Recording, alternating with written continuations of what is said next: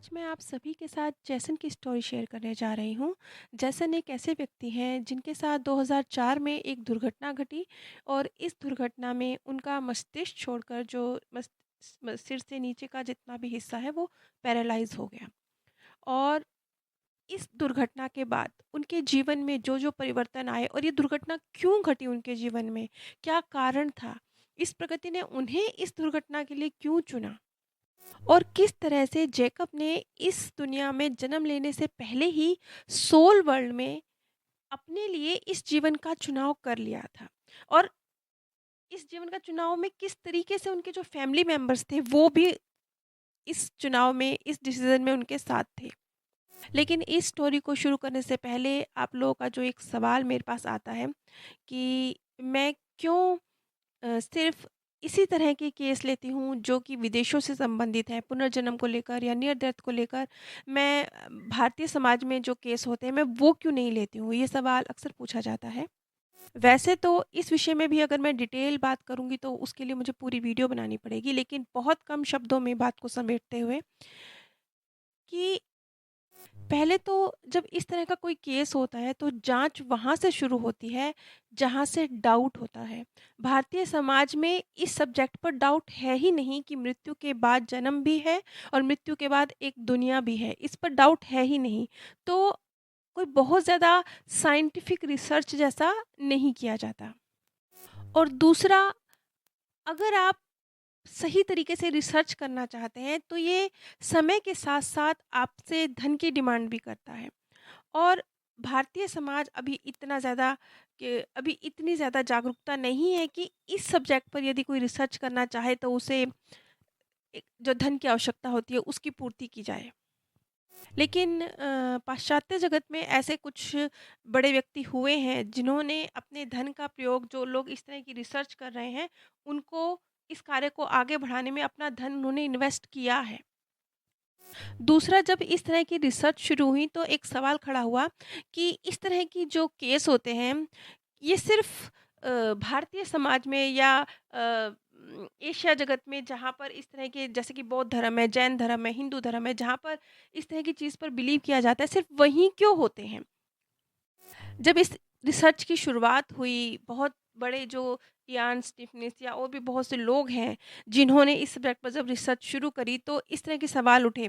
तो इसीलिए इस रिसर्च का जो रुख है, पहले ये इसको भारतीय समाज की तरफ ही मोड़ा गया था, लेकिन बाद में इसका रुख पाश्चात्य जगत की तरफ कर दिया गया ताकि ये जो एक भ्रम है कि ये सारे जो केस होते हैं मृत्यु के बाद जीवन के, ये सिर्फ जैन धर्म, हिंदू धर्म या बौद्ध धर्म जो बिलीव करते हैं इस चीज़ में, उन्हीं में क्यों होते हैं, पाश्चात्य जगत में क्यों नहीं होते। तो इसीलिए इस रिसर्च का रुख उस तरफ मोड़ा गया ताकि इस चीज़ को भी विद प्रूफ साबित किया जा सके कि पाश्चात्य जगत में भी इस तरह के केस होते हैं। बस उन पर भरोसा नहीं किया जाता, उनको समझ के आगे बढ़ने की कोशिश नहीं की जाती, उन्हें वहीं के वहीं दबा दिया जाता है। लेकिन अब परिस्थितियाँ बदल रही हैं। अगर आप इस विषय में डिटेल में जानना चाहेंगे तो मैं बहुत डिटेल में भी इस सब्जेक्ट पर वीडियो बना सकती हूँ, लेकिन इसमें बहुत समय लगेगा, इसलिए मैंने अभी कम शब्दों में इस बात को स्पष्ट करने की कोशिश की है। अब हम जैकब के केस पर वापस आते हैं। जैकब जो कि एक शेफ़ थे, बहुत अच्छा अच्छा उनका करियर चल रहा था, वो अपनी लाइफ़ में बहुत अच्छी तरह से आगे बढ़ रहे थे। उनका एक बेटा भी था, एक हैप्पी लाइफ़ थी उनकी। एक एक्सीडेंट में जैकब के साथ एक बड़ी दुर्घटना हुई जिसमें उनका जो शरीर का नीचे का हिस्सा था, वो पूरी तरह से पैरालाइज़ हो गया। वो बताते हैं कि जब वो हॉस्पिटल में थे, तो एक तरह से तो उन्हें मृत ही समझ लिया गया था। तो वो बताते हैं कि जब उनको होश आया, वो हॉस्पिटल में थे, तो उनके पिता और डॉक्टर्स उनके आस-पास थे और वो क्या बातें कर रहे हैं, वो बातें उनके कानों तक पहुँच रही थी। और उन्हें समझ में आ रहा था कि ये लोग उसे मृत ही समझ रहे हैं, बस उसकी मृत्यु की ही एक तरह से स्थिति, आने वाली मृत्यु मृत्यु आने वाली है, ये समझा जा रहा है। और जैकब बताते हैं कि मैं बिल्कुल स्पष्ट उन बातों को सुन रहा था, एकदम क्लियर, और मैं चाहता था कि मैं चीखूँ और मैं बोल के बताऊँ कि नहीं, मैं बिल्कुल ठीक हूँ, मुझे सब समझ आ रहा है, मैं सब सुन रहा हूँ, सारी आवाज़ें मुझे आ रही हैं, मेरा दिमाग पूरी तरह से काम कर रहा है। लेकिन वो बोलने में बिल्कुल सक्षम नहीं थे। तो वो कहते हैं ऐसी हालत में मेरी आँखों से आँसू का एक कतरा बहा, और वो एक बूँद जो आँसू की मेरी आँखों से बही वो मेरे पिता ने देखी, और तब उन्हें इस बात का एहसास हुआ। ये उनकी मृत्यु के फ़ौरन बाद की अवस्था है। उनके पिता को तब एहसास हुआ कि नहीं, जैकब उनकी सारी बातें सुन रहे हैं, समझ रहे हैं।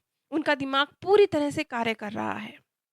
लेकिन यहाँ पर जैकब ने एक बहुत इंटरेस्टिंग बात भी बताई। उन्होंने कहा कि जब ये दुर्घटना उनके साथ हुई तो फ़ौरन फ़ौरन वहीं दुर्घटना स्थल पर ही उस जस्ट फ्यू सेकंड के बाद उन्हें, वो कहते हैं कि मुझे स्पष्ट जैसे कुछ दिव्य आत्माएँ हैं और स्पष्ट मुझसे कह रही हैं कि अभी तुम्हारा समय नहीं आया है। तुम्हारी ये मृत्यु नहीं है। अभी तुमने जीवन में बहुत कुछ करना है। ये एक तुम्हारी जीवन यात्रा का एक पड़ाव है। अभी यात्रा लंबी है। बार-बार, बार-बार एक इस तरह की आवाज़ उनके कानों में गूंज रही थी। ये उनके एक्सीडेंट के फ़ौरन बाद के कुछ सेकंड हैं उनके। जैसे उनको इस एक्सीडेंट के फ़ौरन बाद ये तो समझ आ चुका था कि उनकी मृत्यु नहीं होने वाली। वो जीवित रहेंगे। ये उन्हें समझ आ गया था। ख़ैर, जैकब के परिवार में उनके पिताजी, उनकी वाइफ़, उनका बेटा और वो, ये 4 लोग ही थे। तो जब उनके जीवन में ये दुर्घटना घटी, तो जिस तरह के वो एक शेफ़ थे, तो वो कहते हैं कि अपने काम में उन्हें महारत हासिल थी, उनका अपनी फ़ील्ड में बड़ा नाम था। तो वो कहते हैं कि वो चुटकियों में बहुत सारे उनके सामने प्याज़, टमाटर रखे होते, तो वो चुटकियों में खट करते हुए ढेरों काट दिया करते थे, कुछ मिनटों के अंदर। तो कहते हैं कि जब मैं इस हादसे से थोड़ा उभरा, तो जैसे-जैसे प्रैक्टिस कराई जाती है, थोड़ा मूवमेंट सिखाई जाती हैं, तो वो कहते हैं कि जब पहली बार मेरे सामने सैंडविच, मुझे मुझे नर्स थी जो सैंडविच काट के मेरे मुँह में डाला करती थी। तो मेरे सामने सैंडविच आया और मुझसे कहा गया कि आप कोशिश कीजिए, कोशिश तो कीजिए, एक टुकड़ा कीजिए। तो कहते हैं कि मेरे आँखों से झरझर आँसू बह रहे थे कि मैं एक इतना बड़ा शेफ़, जब मेरे सामने मेरा पास्ट आँखों के सामने से गुज़र रहा था कि आज मैं एक सैंडविच का टुकड़ा नहीं काट पा रहा हूँ। उसे काट कर खुद अपने मुँह तक नहीं ले जा पा रहा हूँ, और मैं जो कभी एक जाना-माना शेफ़ हुआ करता था। ख़ैर, अब हम आते हैं जैसन की जो प्री बर्थ प्लानिंग है, इस जीवन में आने से पहले जो उन्होंने अपने लिए इतना बड़ा जो हादसा उनके जीवन में हुआ, इसे चूज़ किया, क्यों किया? किस कारण से किया? और इस हादसे से सिर्फ़ सिर्फ़ वो थोड़े प्रभावित हैं, वो तो प्रभावित हैं ही, उनका तो जीवन है। लेकिन उनके आस-पास उनके पिता, उनकी वाइफ़, उनके बच्चा, वो सब भी बहुत ज़बरदस्त तरीके से उनके इस हादसे से प्रभावित हुए। पूरी तरह से जो क्योंकि उनकी लाइफ़ जो थी, उसके साथ-साथ उनकी वाइफ़ की जो लाइफ़ थी, वो भी पूरी तरह से परिवर्तित हो गई। तो उसके बाद जब जैसन ने अपने प्री बर्थ प्लानिंग को देखा, तो उसमें उसने क्या देखा?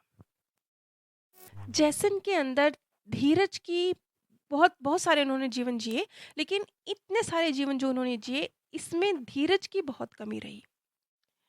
एक उतावलापन, वो उनमें हमेशा से रहा, और बाहरी दुनिया के साथ जुड़े रहना, बाहर की दुनिया में लोकप्रियता हासिल करनी, क्योंकि आज के जीवन में भी वो एक अच्छे नामचीन शेफ़ थे, बहुत लोकप्रिय थे अपनी फ़ील्ड में।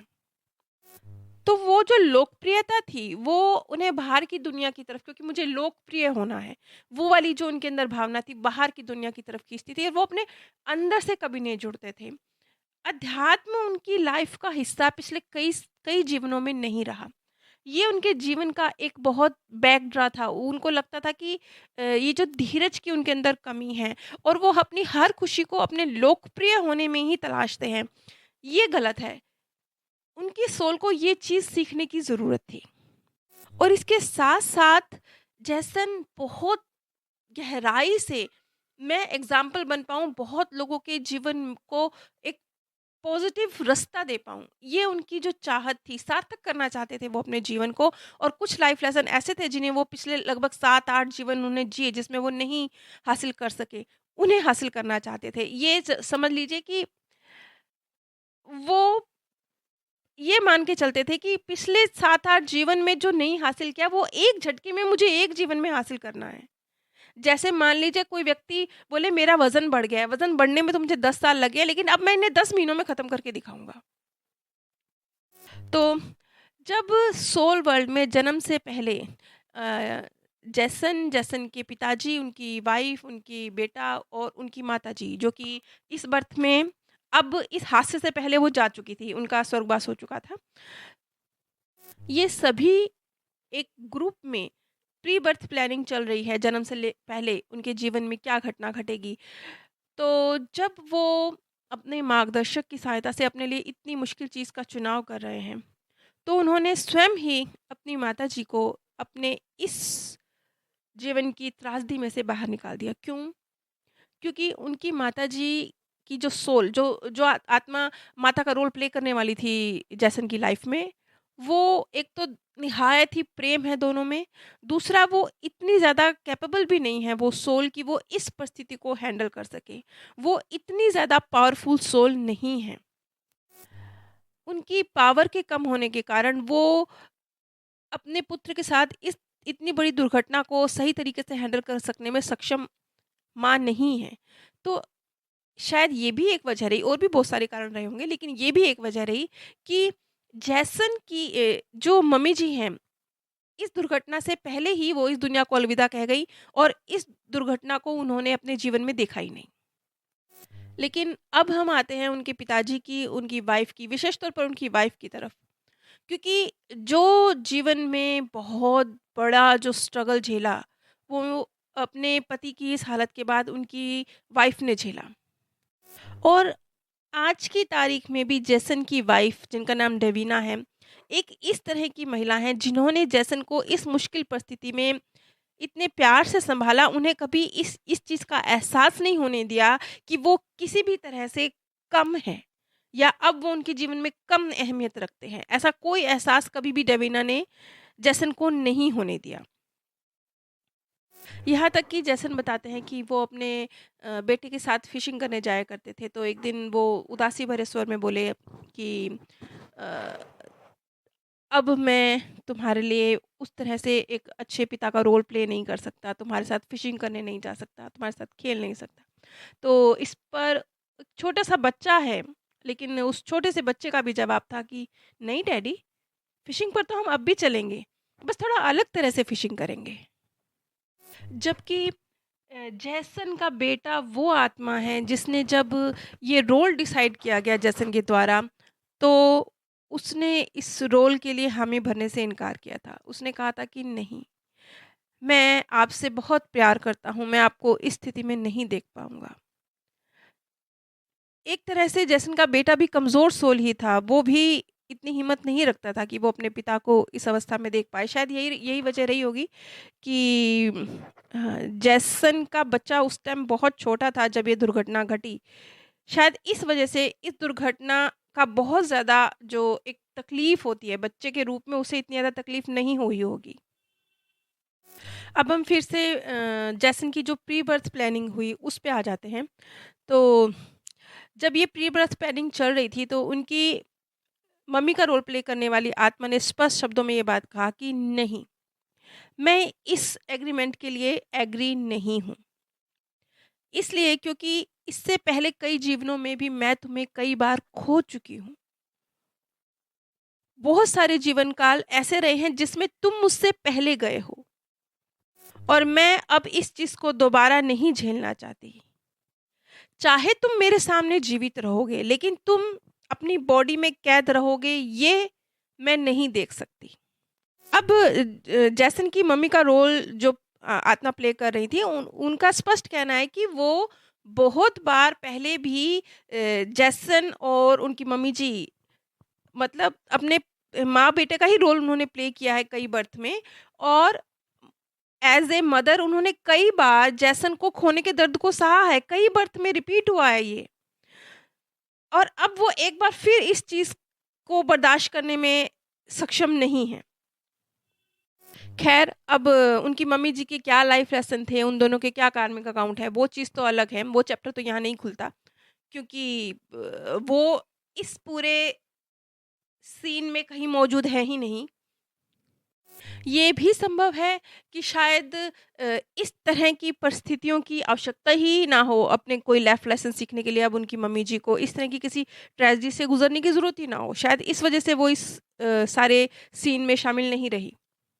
लेकिन जैसन के पिताजी, उनका बेटा, उनकी वाइफ़, ये सब लोग क्यों इस सारे सीन में शामिल थे, उनके जीवन की इन परिस्थितियों में शामिल थे और किस तरीके से 3-4 साल गुज़रने के बाद जो जैसन की लाइफ़ में बहुत बड़े परिवर्तन आए और उन्होंने अपने लाइफ़ लेसन्स को भी अचीव किया और लोगों के कल्याण के लिए आज भी वो कार्य कर रहे हैं। तो वो किस तरीके से हुआ, इस सब का ज़िक्र हम अगली कड़ी में करेंगे। नीचे डिस्क्रिप्शन बॉक्स में मैंने आप सभी के साथ जैसन की कहानी के सभी भाग इस नाम से एक प्लेलिस्ट बनाई है, उसका लिंक दिया हुआ है, जिसमें जैसन की कहानी के सभी भागों को आप उसमें देख सकते हैं। आप सभी पर परमात्म सौंदर्य, प्रेम और आनंद सदैव बरसता रहे। आप सभी दिव्य परम धाम में स्थान प्राप्त करें। आज मैं आप सभी के साथ जैसन की स्टोरी शेयर